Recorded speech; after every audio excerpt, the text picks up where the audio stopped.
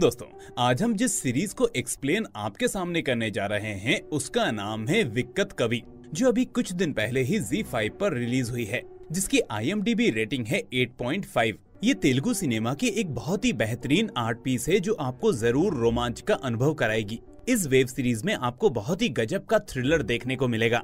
पुराने ख्यालातों से आकर भारत के वर्तमान संकट पर रुकती हुई ये सीरीज आपको जरूर पसंद आएगी। इस सीरीज में टोटल 9 एपिसोड्स हैं, जो हमने इसी वीडियो में कवर किए हैं। तो चलिए दोस्तों, अब बिना देरी किए शुरू करते हैं आज की ये शानदार एक्सप्लेनेशन। तो कहानी की शुरुआत 1970 के आसपास रिवॉल्व की गई है। महबूबनगर जिले में अमीरगिरी गांव में रंगदू नाम का एक बंदा शराब के ठेके पर जाकर खूब शराब पीता है। उसी दुकान के पास वीरना नाम का एक बंदा होता है जो लोगों को जुआ खिलवाता रहता है। रंगदू रोज वीरना के पास जाता है और उसके साथ जुआ खेलता है और रोज हार जाता है। वीरना रंगदू से अपने सब दोस्तों के सामने कहता है कि तुम मुझसे रोज हारते हो, आज मैं तुम्हें एक ऑफर देता हूँ। अगर तुम उस पहाड़ी वाले मंदिर पर जाकर लालटेन जलाओगे तो मैं तुम्हें अपना बकरा दे दूंगा, और अगर तुम हारे तो तुम्हें एक चवन्नी देनी पड़ेगी। अब यहाँ पर बात ये थी कि गांव का कोई भी बंदा शाम होने के बाद उस मंदिर पर नहीं जाता था। लोगों की पौराणिक मान्यताएं ये थी कि रात को उस जगह पर जाना खतरे से खाली नहीं है।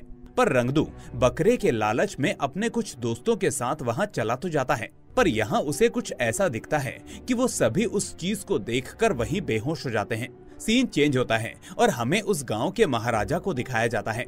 आज से 25 साल पहले महाराजा के बेटे की गांव में मृत्यु हो गई थी, इसीलिए महाराजा गांव से दूर अपने सफेद महल में रहने लगा था। दरअसल पहाड़ी वाले मंदिर पर एक रात कोई फेस्टिवल चल रहा था और उसी दिन राजा के बेटे की मृत्यु हुई थी। इसीलिए सब लोग उस पहाड़ी वाले मंदिर को श्रापित समझकर ना वहां जाते थे और ना ही उस मंदिर में पूजा होती। उस हादसे के बाद से उस मंदिर में मूर्ति की पूजा होना बंद हो गई। राजा हर साल अपने बेटे का पिंड दान करता है और अब भी वो ऐसा ही कर रहा था। तभी वहाँ राजा का दामाद रघुपति आता है और वो कहता है कि महाराज, श्री सलेम का प्रोजेक्ट अपनी समाप्ति की ओर है। इसके बाद सारा पानी वहाँ छोड़ दिया जाएगा और सारा पानी गांव में आ जाएगा। हमें इस जगह को जल्द से जल्द खाली करना पड़ेगा। तभी वहाँ एक बंदा आता है और वो राजा साहब से कहता है कि गांव से गायब होने वाले लोगों की संख्या अब 32 हो चुकी है और दिन पर दिन ये संख्या बढ़ती जा रही है। पर राजा कुछ नहीं बोलता और अपने महल की ओर चल देता है। महल में उसकी प्रजा के कुछ लोग होते हैं, जिसमें रंगदू की बीवी भी होती है। वो राजा से कहती है कि कल रात को मेरा भी पति गायब हो गया,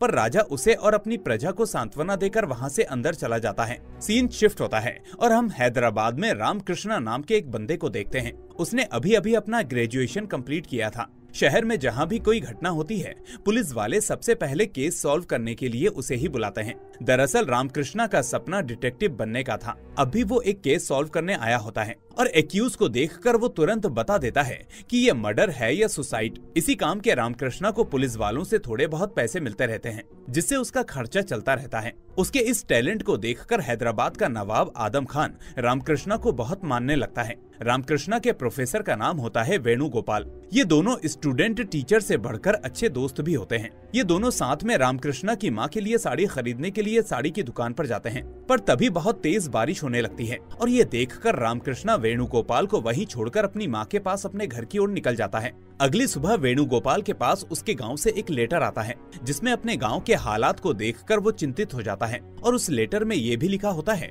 कि अब तक गांव से 32 लोग गायब हो चुके हैं। फिर हम उसी टाइम रामकृष्णा को वेणुगोपाल के पास आता हुआ देखते हैं। तभी वेणुगोपाल थोड़े से गुस्से में उससे कहता है कि कल तुम बिना पैसे दिए कहाँ चले गए थे, उस साड़ी के 50 रुपए मुझे देने पड़े। तब राम उसको बताता है कि मेरी माँ को उम्रोफोबिया है, मतलब मेरी माँ को बरसात से बेहद डर लगता है, इसलिए मैं बारिश स्टार्ट होते ही तुरंत अपने घर चला गया। फिर वेणुगोपाल इस चीज को सुनकर अपने गुस्से को भूलकर उसे अपने गांव के हालातों के बारे में बताने लगता है कि हमारे गांव में एक प्रॉब्लम है। मैं चाहता हूं कि तुम हमारे गांव में जाकर उस प्रॉब्लम को जड़ से खत्म करो और इसके बदले तुम्हें वहां के महाराजा एक अच्छा खासा इनाम भी देंगे। रामकृष्णा वेणुगोपाल से कहता है कि मैं अपनी माँ को छोड़कर इतनी दूर नहीं जा सकता। उसी दरमियान उसकी माँ की तबीयत और बिगड़ जाती है। वो उन्हें हॉस्पिटल में एडमिट करता है और अब उनके इलाज के लिए पैसों की भी जरूरत थी। तब मजबूरी में और अपनी माँ के लिए रामकृष्णा वेणुगोपाल से कहता है कि सर, मैं आपके गांव जाऊंगा। तो दोस्तों, अब तक तो आपको पता चल ही गया होगा कि अमरगिरी ही वेणुगोपाल का गांव है। इसके बाद रामकृष्णा अमरगिरी जाता है और उसी दरमियान उसकी मुलाकात लक्ष्मी नाम की एक बेहद खूबसूरत लड़की से होती है जो अपनी कार से आ रही होती है। रामकृष्णा को पैदल आता देखकर वो अपनी कार रोकती है और उसे लिफ्ट दे देती है और उसकी बुक से हमें पता चलता है कि वो फिलॉसफी की स्टूडेंट है। फिर राम उस गांव के महाराजा के पास पहुंचता है और उन्हें वेणुगोपाल जी का लेटर दिखाते हुए कहता है, मुझे वेणुगोपाल जी ने भेजा है, आपके गाँव में कोई दिक्कत है और मैं उस प्रॉब्लम को सॉल्व करने आया हूँ। पर राजा उससे कहते हैं कि हमारे गांव में कोई प्रॉब्लम नहीं है और तुम यहाँ से अपनी बस पकड़कर निकल जाओ। फिर रामकृष्णा बस स्टॉप पर बैठकर बस का इंतजार करने लगता है। तभी उसके पास एक बच्ची आती है और वो उससे कहती है कि क्या आप मेरे पापा को ठीक कर सकते हैं, वो मुझे भूल गए हैं। ये बात सुनकर रामकृष्णा को अपने पिताजी की याद आ जाती है। उसने कभी अपने पापा को नहीं देखा। बचपन से लेकर आज तक उसकी माँ ने ही उसे पाल पोस कर बड़ा किया है। फिर राम उस बच्ची से कहता है कि चलो मुझे अपने पापा के पास लेकर चलो। वो बच्ची उसे एक मंदिर में लेकर जाती है और उस मंदिर की खिड़की से उसे अंदर झांकने को कहती है। जब राम उस खिड़की से अंदर देखता है तो वो अचंभित हो जाता है। उस खिड़की के अंदर वाले कमरे में बहुत सारे लोग थे। उन्हें देखकर ऐसा लग रहा था कि वो सब कुछ भूल चुके हों। इधर हमें एक रत्नम नाम के टीचर को दिखाया जाता है जो बच्चों को पढ़ा रहा होता है। पढ़ाते पढ़ाते वो किसी चीज से डर रहा होता है। उसे देखने से ऐसा लग रहा था कि कोई उसे देख रहा हो। उधर हम राम को देखते हैं जो उसी मंदिर में सो जाता है और अब वो ये डिसाइड कर चुका था कि वो गांव की प्रॉब्लम को खत्म करके ही यहाँ से निकलेगा। वो पंडित जी से वहाँ नहाने और फ्रेश होने की परमिशन ले लेता है और वो पास में बने कुंड में नहाने लगता है। जब वो नहाकर निकल रहा होता है तो देवैया नाम का एक पागल बंदा वहाँ आता है और उससे कहता है कि तुम ही आए हो ना इस गांव की प्रॉब्लम को दूर करने, अब सब सही होगा। और ऐसा कहकर हंसते हुए वो वहाँ से भाग जाता है। इधर राम मंदिर के महंत से पूछता है कि इस गांव की समस्या क्या है। वो महंत राम को बताता है कि हमारे गांव का जो भी आदमी जंगल की ओर जाता है वो पागल हो जाता है और अपना अतीत भूल जाता है। महंत राम से कहते हैं कि ये देवी माँ का श्राप है बेटा, तुम इन सब में ना ही पढ़ो तो अच्छा होगा। 3-4 दिन यहाँ रुको और फिर यहाँ से निकल जाओ। राम फिर सीधा उस गांव के पुलिस स्टेशन पहुंचता है और उस स्टेशन के ऑफिसर जिसका नाम पटेला होता है वो उससे कहता है कि मुझे हैदराबाद सरकार ने यहाँ भेजा है और आपके महाराज के लोगों ने भी वहाँ आकर रिक्वेस्ट की थी कि मैं यहाँ आऊँ और गांव की प्रॉब्लम को सॉल्व करूँ। ऐसा कहकर वो उस पुलिस वाले से गांव के बारे में डिटेल्स लेने लगता है। पटेला उसे बताता है कि 25 साल पहले पहाड़ी वाले मंदिर पर एक हादसा हुआ था जिसके बाद उस मंदिर को बंद कर दिया गया। 2 लोगों ने जब पहली बार उस मंदिर के पास जाने की कोशिश की तो वो वहीं बेहोश हो गए और जागने के बाद अजीब सा बिहेव करने लगे। फिर उनके बाद जिसने ऐसा करने की कोशिश की उन सभी लोगों के साथ यही सब होने लगा। गांव के मंदिर में 21 लोगों को बंदी बनाकर रखा हुआ है और रत्मा नाम की एक वैश्या को गांव के बाहर रखा गया है क्योंकि वो अपवित्र है। फिर रात होते ही राम और पटेला रत्मा से मिलने जाते हैं ताकि उसे कुछ खाने पीने के लिए दे सकें। उसी वक्त लक्ष्मी भी वहाँ रत्मा के लिए खाना लेकर आती है। पहले तो ये दोनों लक्ष्मी को देखकर पेड़ के पीछे छुप जाते हैं पर फिर बाद में बाहर आ जाते हैं और लक्ष्मी से बात करते करते राम को ऐसा लगता है कि कोई उनको देख रहा है। फिर ये सब रत्मा को उसकी झोपड़ी में लेकर जाते हैं और उसकी साफ सफाई करने लगते हैं, मतलब उसके हाथ पैरों को साफ करना। इसी दरमियान राम की नजर रत्मा के हाथ पर बने एक अजीब से निशान पर पड़ती है। रत्मा के हाथ पर चांदनुमा एक निशान था। यहाँ राम सब चीजों को ऑब्जर्व करता है और लक्ष्मी और पटेला से कहता है कि यहाँ शायद कोई आया था और रत्मा को पढ़ना लिखना नहीं आता था, इसीलिए उसने अपने हाथ पर निशान बनाया। वो हमें कुछ बताना चाहती है। दूसरे दिन हम उसी टीचर रतलम को देखते हैं जो राजा जी के पास आया होता है। वो उनसे कहता है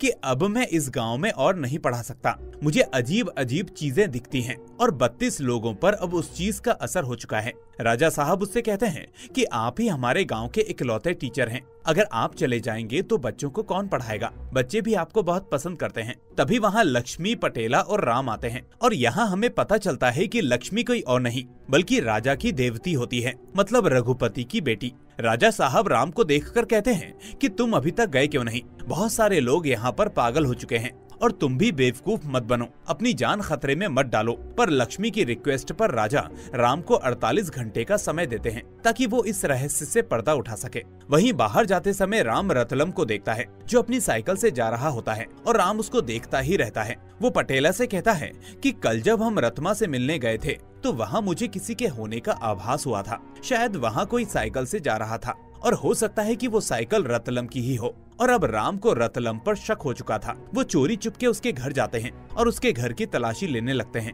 यहाँ राम को एक लेटर मिलता है और जब वो उस लेटर को देखता है तो पाता है कि वो एक लव लेटर है। और यहाँ हमें पता चलता है कि रतलम वैश्या रत्मा से प्यार करता है। इसी दरमियान वो टीचर रतलम वहाँ आ जाता है। राम रतलम से कहता है कि तुमने तो उस रत्मा से प्यार किया और जब वो ऐसी हालत में है तो तुम गांव छोड़कर जाना चाहते हो। तब रतलम राम से कहता है कि जब पिछली रात मैं रत्मा से मिलने गया था तो मैंने देखा कि तुम लोग उसकी देखभाल कर रहे थे, उसका अच्छे से ख्याल रख रहे थे, तो मैंने सोचा कि तुम लोग ही उसकी देखरेख कर लोगे। फिर मैंने डिसाइड किया कि मैं ये गांव छोड़कर चला जाऊंगा। वैसे भी किसी को कुछ नहीं पता कि इस गांव में क्या हो रहा है। जब सबको हकीकत पता चलेगी तो कोई भी इस गांव में नहीं रहेगा। फिलहाल इस गांव में इतने सारे हादसे हो चुके हैं कि यह गांव अब पहले जैसा नहीं रहा। आज रात तुम नदी के पास मिलो, मैं तुम्हें इस गांव के बारे में कुछ बताता हूँ। फिर जब रात को राम रतलम से मिलने नदी किनारे जाता है तो वो देखता है कि उस नदी में कुछ बोट्स घूम रही होती हैं, पर बहुत देर इंतजार करने के बाद भी वहाँ टीचर रतलम राम से मिलने नहीं आता। अब अगली सुबह राम पटेला से मिलता है और वो दोनों जंगल की साइड निकल जाते हैं। वहाँ उन्हें वही टीचर रतलम मिलता है जो अपनी याददाश्त भूलकर पागल हो चुका था। फिर गांव वाले भी उसे कुछ रिचुअल्स करके उसको उसी कमरे में बंद कर देते हैं। उसके बाद राम पटेला से सिहरे का रिपोर्ट मंगवाकर पढ़ने लगता है। उसे उस रिपोर्ट से पता चलता है कि 25 साल पहले उस पहाड़ी वाले मंदिर के पास एक जोरदार फंक्शन का आयोजन किया गया था। यहाँ अचानक भयंकर बारिश होने की वजह से 106 लोग अपनी जान से हाथ धो बैठे। बहुत सारे लोगों को ये बात हजम नहीं हुई कि बारिश की वजह से लोगों की मौत कैसे हो सकती है। काफी सारे ऑफिसर्स ने इस केस को स्टडी किया पर कुछ हाथ नहीं लगा। गांव वालों का ये मानना था कि ये देवी माँ का श्राप था और उनके हिसाब से इन जंगलों में कुछ बुरी आत्माएं घूम रही हैं। ये सुनकर रामकृष्णा उस जंगल के अंदर जाने की सोचता है। पटेला उसको बहुत मना करता है पर वो नहीं मानता। जब राम जंगल के अंदर जाता है तो उसे जंगल में 4 लोग दिखते हैं जो लकड़ियां काट रहे थे और वो तुरंत बेहोश हो जाते हैं। वहीं सुबह राम पटेला से आकर कहता है कि मुझे पहले लगा था कि ये किसी इंसान का काम है, पर कल मैंने उन 4 लोगों को अपने सामने बेहोश होते हुए देखा, पर मुझे ये समझ में नहीं आया कि मैं भी तो वहाँ था, पर मैं बेहोश क्यों नहीं हुआ और ना ही पागल हुआ। राम तुरंत पहाड़ी वाले मंदिर पर जाता है और उसको देखने लगता है। तभी वहाँ रवैया नाम का वही पागल बंदा आता है जो उससे कहता है कि देखो ऊपर से कोई आ रहा है, पर राम को उसकी बातें समझ नहीं आती। वो पागल उससे और भी अजीब सी बातें करने लगता है, पर राम को कुछ समझ में न आने के कारण वो वहाँ से चला जाता है। इधर गांव वाले पंचायत में राम से कहते हैं कि तुम हमारे गांव में नए हो, तुम्हें यहाँ के रीति रिवाज नहीं पता, तुम क्यों रात में जंगल गए? रात के समय उस जंगल में जाना वर्जित है। यहाँ राम कहता है कि आप मना करो या देवी माँ, मैं उस राज को खोलकर ही रहूंगा। तभी एक गांव वाला राम पर पत्थर फेंक कर मारता है जिससे उसके माथे पर हल्की सी खरोच आ जाती है और अब सभी गांव वाले राम के ऊपर टूट पड़ते हैं, पर पटेला उसको बचाकर वहां से ले जाता है। उधर हम रघुपति को देखते हैं जो अपनी बेटी लक्ष्मी से कहता है कि हमें पता चला है कि तुम उस शहर से आए लड़के के साथ घूम रही हो, तुम ऐसा करोगी तो हमारी इज्जत का क्या होगा? तुम्हें हमारी इज्जत का ख्याल है या नहीं? यहाँ रघुपति आगे उससे कहता है कि चलो तुम अपने कपड़े पैक करो, आज रात हम श्री सैलम जा रहे हैं। यहाँ हमें पता चलता है कि लक्ष्मी की माँ पैरालाइज्ड हो चुकी हैं। वहीं लक्ष्मी अपने पापा की बातों को इग्नोर करते हुए उसी रात राम से मिलने जाती है और वो दोनों जंगल के अंदर आग जलाकर बैठे होते हैं। राम लक्ष्मी से पूछता है कि क्या कोई बंदा अचानक अपनी याददाश्त भूल सकता है? लक्ष्मी कहती है कि नॉर्मल केसेस में ये संभव नहीं है, पर अगर सर पर चोट मारी जाए और किसी हार्मफुल केमिकल की खुशबू आए तो हाँ, ये पॉसिबल है। राम लक्ष्मी को बताता है कि मुझे इनोमिया है, मतलब मुझे किसी भी चीज की खुशबू नहीं आती, मतलब इसीलिए शायद उस रात में बेहोश नहीं हुआ और ना ही मेरी याददाश्त गई। तभी इन दोनों को बहुत सारी तितलियां एक पेड़ के आसपास चक्कर लगाती हुई दिखती हैं। जब वो दोनों उस चीज को पास से देखने के लिए जाते हैं तो लक्ष्मी बेहोश हो जाती है। राम फौरन उसे अपने कंधे पर उठाकर हॉस्पिटल ले जाने लगता है। तभी उसे वीरना वहाँ मिलता है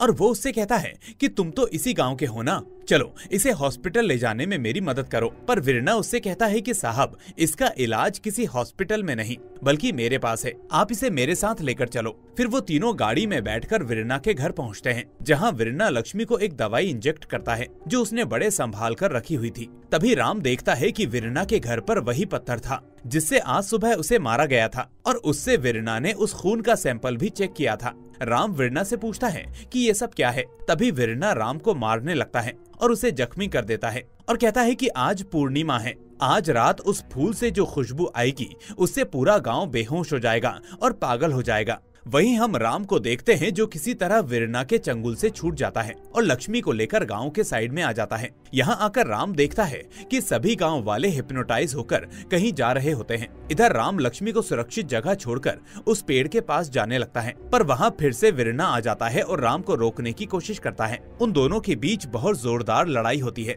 पर राम वीरना को कार में डालकर उस कार को उस पेड़ के पास जला देता है। वीरना और वो पेड़ जलकर राख हो जाते हैं और उस पेड़ के जलने की वजह से सब गांव के लोग नॉर्मल होने लगते हैं। अब अगली सुबह राम राजा के पास जाता है और उन्हें बताता है कि मैंने उस पेड़ को तो जला दिया, पर मुझे ये समझ में नहीं आया कि उस बीमारी का एंटीडोट वीरना के पास कहाँ से आया। वीरना चाहता था कि सब गाँव वाले मारे जाएं। क्या दुश्मनी है वीरना की इस गांव के साथ। यहाँ राजा साहब राम का धन्यवाद करते हैं और उससे कहते हैं कि तुमने गांव की मुसीबत को खत्म किया है और शायद मेरी भी मुसीबत खत्म कर दी। फिर राजा अपने बेटे की कहानी सुनाता है कि मेरा बेटा महादेव लंदन पढ़ने गया था। पढ़ाई खत्म करने के बाद वो गांव आया और एक आदिवासी लड़की से शादी कर ली। उस रात मरने से पहले मेरे बेटे ने मेरे कान में कहा था किले की पूर्व की ओर। इसके बाद मैंने किले के पूर्व की ओर हर एक जगह को छान मारा, पर मुझे कुछ नहीं मिला। वो सवाल मेरे मन में शूल की तरह अभी तक चुभ रहा है कि आखिर उसने उस दिन क्या कहा था। कुछ दिनों बाद श्रीशैलम प्रोजेक्ट भी खत्म हो जाएगा और मेरे बेटे का राज पानी में डूबकर कहीं दफन हो जाएगा। फिर राम राजा के पुराने महल में जाता है ताकि कुछ तथ्यों को एकजुट कर सके। यहाँ राम को महादेव और उसकी बीवी की फोटो मिलती है और इसी के साथ ये सीरीज यहाँ से सस्पेंस टर्न लेती है और हमें पता चलता है कि महादेव और कोई नहीं बल्कि राम का ही पिता था, क्योंकि महादेव के बगल में उसकी माँ की भी फोटो थी। हुआ ऐसा था कि महादेव के मरने के बाद राम की माँ गांव छोड़कर हैदराबाद चली गई। फिर पटेला राम को उस जले हुए पेड़ के पास लेकर जाता है और उससे कहता है कि मैंने हर जगह छान मारा पर वीरना की लाश कहीं नहीं मिली। इसका मतलब वो अभी भी जिंदा हो सकता है। तभी वहाँ एक आदिवासियों का समूह आ जाता है और उस समूह के साथ वहाँ उसका मुखिया पशुपति भी होता है। वो राम से कहता है कि तुमने व्यर्थ में एक पेड़ की जान ले ली। ये देवी माँ का श्राप है जो तुम लोगों पर कहर बनकर बरस रहा है। तभी राम की नजर पशुपति की छाती पर बने टैटू पर जाती है। ऐसा ही सेम टैटू उसकी भी छाती पर था, पर अधूरा। राम फिर वहाँ से निकलकर उस महल के पूर्व की ओर छानबीन करने लगता है। तभी वो वहाँ पर ऑब्जर्व करता है कि कोई उसका पीछा कर रहा है। राम उसको पकड़ने की कोशिश करता है पर वो भाग जाता है और ये कोई और नहीं बल्कि रघुपति का बंदा होता है। राम फिर पटेला के साथ पशुपति से मिलने जाता है और उनसे महादेव के बारे में पूछने लगता है। वो बताते हैं कि उस राजा के बेटे ने हमारे धर्म की लड़की से शादी की, पर उसने हमारे रीति रिवाजों को ठुकरा दिया, इसीलिए देवी माँ ने उसे श्राप दे दिया। राम ये सुनकर वहाँ वापस आ जाता है। अब रास्ते में पटेला राम से कहता है कि तुम मानो या मत मानो, मेरे हिसाब से वीरना और रघुपति के बीच कोई ना कोई संबंध जरूर है। उस रात वीरना पूरे गांव का सर्वनाश चाहता था और उसी रात रघुपति अपनी फैमिली के साथ यहाँ से जाने वाला था और वीरना के पास एंटीडोट होते हुए भी वो किसी को नहीं देता था। उसने सिर्फ लक्ष्मी को ही दिया, ऐसा क्यों ये मेरी समझ में नहीं आ रहा। ये सुनकर राम भी सोच में पड़ जाता है और जाकर सीधा राजा साहब से मिलता है। वो उनसे कहता है कि मुझे महादेव के बारे में थोड़ा डिटेल में जानना है, इससे मुझे चीजों को समझने में आसानी होगी। तो राजा साहब बताने लगते हैं और इसी के साथ सीन पास्ट में जाता है और हम देखते हैं कि महादेव अपनी पढ़ाई पूरी करके गांव आया होता है। सारे गांव वाले और हम सब परिवार वाले बहुत खुश होते हैं। तभी महादेव को ये पता चलता है कि इसकी बहन यशोधरा मतलब राजा की बेटी रघुपति नाम के लड़के से प्यार करती है। रघुपति के गरीब होने के बावजूद महादेव सबको समझा बुझाकर दोनों की शादी करवा देता है। उधर महादेव और गौरी बचपन से ही एक दूसरे से प्यार करते थे। महादेव ने वादा किया था कि मैं आकर तुमसे शादी करूंगा, पर राजा के ना मानने पर महादेव गौरी को जंगल ले जाता है और कहकर जाता है कि वो अपनी आगे की जिंदगी वहीं गुजर बसर करेगा। कुछ सालों बाद उन दोनों को एक बच्चा होता है। वही इस कहानी का मेन किरदार रामकृष्णा है। इस खुशी की वजह से राजा साहब महादेव को अपना लेते हैं। उत्सव वाले दिन गांव के लोग और आदिवासी उसी मंदिर में जाकर पूजा पाठ करते हैं और उस बच्चे की छाती पर अपनी परंपरा के अनुसार टैटू बनाने लगते हैं। पर तभी वहाँ महादेव आता है और कहता है कि ये कितना छोटा बच्चा है, इसको इतना दर्द मत दो, कितने जाहिल हो तुम लोग। और ऐसा कहकर वो बच्चे को अपने हाथ में लेकर वहाँ से चला जाता है। ये देखकर पशुपति देवी माँ से क्षमा मांगने लगते हैं कि हे देवी, इस मूर्ख की बातों का अनुसरण ना करो। पर उसी रात बारिश की वजह से हमारे 100 से अधिक लोग मारे गए और एक जगह पर राजा को महादेव बड़ी नाजुक हालत में मिला। जब राजा ने उसे बचाने की कोशिश की तो मरने से पहले उसने राजा के कान में ये कहा कि महल के पूर्व में। इधर हमें रघुपति की कुछ सच्चाई पता चलती है कि रघुपति ने यशोधरा से प्यार का नाटक करके उससे शादी की ताकि उसकी प्रॉपर्टी हड़प सके। साथ ही आज से 25 साल पहले उसने ही उसे पैरालाइज किया था और जब रघुपति को गुस्सा आता है तो वो अपना गुस्सा उस पर निकालता रहता है। उसी टाइम लक्ष्मी इस चीज को देख लेती है और बहुत शॉक में चली जाती है। वो अपनी माँ के पास आकर उसको दिलासा देने लगती है और कहती है कि मुझे अभी तक तो बस यही पता था कि मेरे पापा सिर्फ एक अच्छे पापा नहीं हैं, पर वो तो अच्छे इंसान ही नहीं हैं। दूसरे दिन रघुपति उस मंदिर में चोरी चुपके जाने लगता है और शॉकिंगली इस मंदिर में वीरना पहले से ही मौजूद होता है। मतलब पटेला की बात सच थी, ये दोनों मिलकर गांव की बर्बादी चाहते हैं। इधर राम को राजा की एक बात याद आती है। उसने राजा साहब से पूछा था कि उस दिन उस हादसे में कोई बचा, तो राजा साहब ने कहा था कि हाँ देव्या, पर वो पागल हो गया। उस रात क्या हुआ उसे कुछ याद नहीं। फिर राम देव्या को किसी सुनसान जगह पर ले जाकर लक्ष्मी की हेल्प से उसे करंट के शॉक देने लगता है। फिर 2-3 बार ट्राई करने के बाद देव्या ठीक हो जाता है। इसे अपना नाम याद आता है। राम उससे पूछता है कि बताओ मुझे उस रात क्या हुआ था। देव्या बताता है कि उस रात सारे गांव वाले मंदिर के पास पहुंचकर उत्सव मना रहे थे। वहां गौरी भी थी। तभी अचानक वहां बारिश शुरू हो गई। यहाँ देव्या बताता है कि ये बारिश कोई आम बारिश नहीं थी, वो एसिड वाली बारिश थी और वहाँ जितने भी लोग थे वो सब मर गए। लेकिन उस वक्त गौरी, देव्या और रामकृष्णा मंदिर के अंदर होते हैं, इसीलिए वो बच जाते हैं। और उस भयानक दृश्य को देखकर देव्या पागल हो गया। इसी वजह से जब भी गौरी मतलब तुम्हारी माँ को बारिश होते हुए दिखाई देती है तो वो डर जाती है। देव्या बताता है कि शादी से पहले तुम्हारी माँ और पापा महल के पूर्व वाले कुएं पर जाकर मिला करते थे। फिर राम उस पुराने कुएं के पास जाकर वापस तहकीकात करता है। यहाँ कुएं के एक पत्थर पर राम लिखा हुआ था। जब राम उस पत्थर को हटाता है तो उसके अंदर एक बैग होता है। राम उस बैग को राजा साहब के पास लेकर जाता है और उसके अंदर देखने लगता है। इसके अंदर कुछ पेपर्स होते हैं जो कुछ केमिकल के फार्मूलाज थे। उसी रात रघुपति के कुछ आदमी उस बैग को हासिल करने के लिए महल में आते हैं। रामकृष्णा इनको पकड़ने की कोशिश करने लगता है, पर वो राम को मारकर वो बैग लेकर वहाँ से भाग जाते हैं। इससे रामकृष्णा बहुत घायल हो जाता है और राजा साहब को भी कुछ काम की वजह से दूसरे गांव जाना पड़ता है। इसी मौके का फायदा उठाकर रघुपति के आदमी उस रात भी उसके पास जाते हैं। क्योंकि रामकृष्णा ने उस बैग में फेक पेपर्स रखे थे, इसलिए रघुपति को अपने आदमी दोबारा भेजने पड़े। और इस बार साथ में रघुपति खुद आया होता है। वो राम को धमकाने लगता है कि वो बैग मेरे हवाले कर दो। उसी वक्त वहाँ राजा साहब भी आ जाते हैं और रघुपति के आदमियों को गन से मारकर उसे अपने कब्जे में ले लेते हैं। अब रघुपति को समझ में आता है कि ये राम और राजा साहब का नाटक था रघुपति को रंगे हाथों पकड़ने के लिए। राजा साहब कहते हैं कि देव्या से मुझे पता चल चुका है कि रामकृष्णा मेरा पोता है। और फिर वो रघुपति से कहते हैं कि बताओ उस बैग को क्यों चुराना चाहते थे। फिर रघुपति सब बताने लगता है और कहानी यहाँ से पास्ट में जाती है। रघुपति कहता है कि जब महादेव लंदन से इंडिया वापस आया तो एक दिन रघुपति और महादेव हैदराबाद के नवाब से मिलने उनके यहाँ पहुँचे। महादेव नवाब आदम खान से कहता है कि हमारे एरिया में ढंग से बारिश नहीं होती। मैंने लंदन में बारिश के बारे में रिसर्च की थी। मेरी रिसर्च से ये पता चला कि हम आर्टिफिशियल बारिश करवा सकते हैं। मैंने एक केमिकल फॉर्मूला तैयार किया है। उस फॉर्मूले को आसमान में जाकर अगर बादलों में डाला जाए तो वाटर ड्रॉपलेट्स बनेंगे जो बारिश करेंगे, पर इसके लिए मुझे आपके प्लेन की जरूरत पड़ेगी। उस समय तो आदम खान हाँ कर देता है, पर अगले दिन वो रघुपति को अलग से मिलने के लिए बुलाता है और कहता है कि देखो रघुपति, महादेव पूरे गांव में बारिश बरसाकर गांव वालों के लिए भगवान बन जाएगा, पर तुम्हें क्या मिलेगा सोच कर देखो कि अगर तुम उस फॉर्मूले को आउट करवा दो तो मैं तुम्हें माला माल कर दूंगा और मैं पॉलिटिकल पार्टी में आने के बाद भी तुम्हें सपोर्ट करूंगा। इसके बाद वो उसे एक साइंटिस्ट से मिलवाता है जो कोई और नहीं बल्कि वीरना होता है। तभी वहाँ एक गांव का आदमी आता है जो राजा साहब से कहता है कि राजा साहब, गांव के घर जल रहे हैं। ये सुनकर सब वहाँ से उठकर गांव की ओर चल देते हैं और इसी बीच वीरना लक्ष्मी को जख्मी करके रघुपति के पास ले आता है।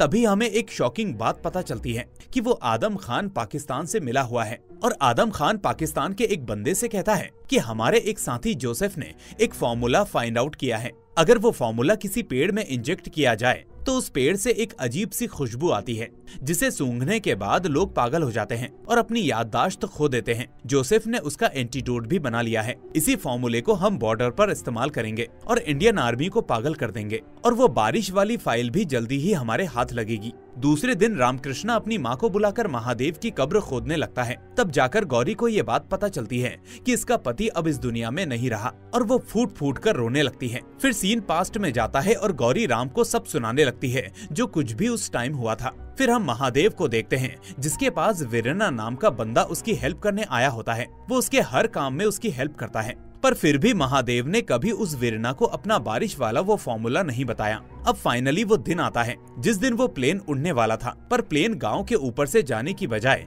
मंदिर की साइड से जा रहा था। तब आदम खान और रघुपति महादेव से कहते हैं कि हमने तुम्हारा फॉर्मूला बदल दिया है, अब बारिश नहीं बल्कि आसमान से आग बरसेगी। अगर तुम अपने लोगों को बचाना चाहते हो तो अपना फॉर्मूला हमें दे दो। पर महादेव मना कर देता है और इन लोगों से बचकर पहाड़ी वाले मंदिर जाने लगता है। पर उसके पहुंचने से पहले यहाँ सब कुछ खत्म हो चुका होता है, काफी सारे लोग मर चुके होते हैं। पर लकीली महादेव, गौरी और उसका बच्चा बच जाते हैं। वो ये सब कहानी गौरी को सुनाता है और उसे कुछ पैसे देकर शहर भेज देता है और कहता है कि जब तक मैं ना बुलाऊं वापस मत आना। गौरी तो वहाँ से निकल जाती है। तभी वहाँ रघुपति आता है जो उसको घायल कर देता है और रास्ते में वो राजा साहब से मिलता है और उनसे कहता है कि महल के पूर्व की ओर, और ऐसा कहकर वो मर जाता है। दरअसल महादेव राजा को बताना चाहता था कि उसने असली फॉर्मूला कुएं के अंदर छुपाया हुआ है, पर ये पूरी बात वो बता नहीं पाता। फिर राम राजा साहब से कहता है कि मुझे उस रात नदी के किनारे कुछ बोट्स दिखी थी। रत्मा भी उस निशान के द्वारा यही कहना चाहती थी